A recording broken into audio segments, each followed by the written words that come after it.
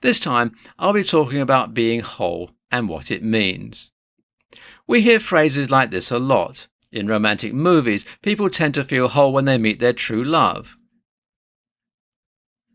People also say they lost a part of themselves when they go through a divorce or separation as well. Despite these common uses, being whole has more to do with yourself than with other people. In fact, the definition of whole is a thing that is complete in and of itself. Therefore, you can feel whole without being dependent on someone else to fill in any missing parts.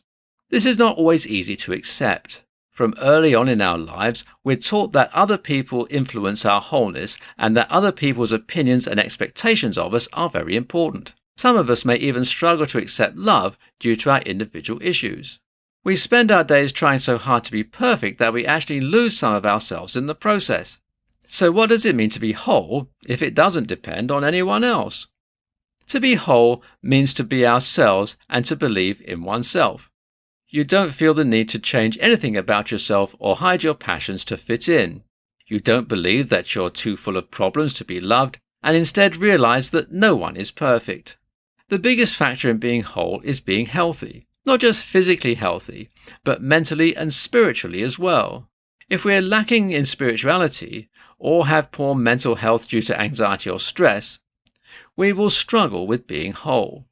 Anger, worries and fears that we hold on to are things that can cause us to lose some of our wholeness. With everything we try to carry and every hidden burden that we bear, we have to drop a part of ourselves in order to carry it. I've said it with almost every episode I've done, and I'll say it again. Meditation is so important. It allows you to look into yourself and find what you are missing to make yourself whole. You can focus on positive thoughts and put down some of your stresses and worries. Eating healthy is another great way to be whole, and is a great sign that we are in the process of being our best selves. When people eat too much and focus on unhealthy foods like sugar in abundance, it is usually a sign that they are trying to fill in something that is missing with food. Substance abuse is another great example of this. When people aren't whole, they will turn to harmful practices in the hope of filling the void. So, by being able to avoid temptations and practice mindful habits, you can show that you are not missing any part of yourself that needs a temporary fix. When you finally feel whole, you will feel fulfilled and complete.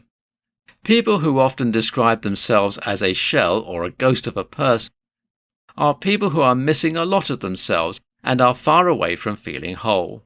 To be complete, you have to find a balance between your mental, physical, and spiritual self. If even one of these is slipping, it can make you feel like everything is falling apart. You can't focus only on spirituality and hope that the rest will follow, or exercise until you can't walk and hope that your mental health improves as well. Each piece must be nurtured with care and patience to become the best self you can be, and to really, truly be whole.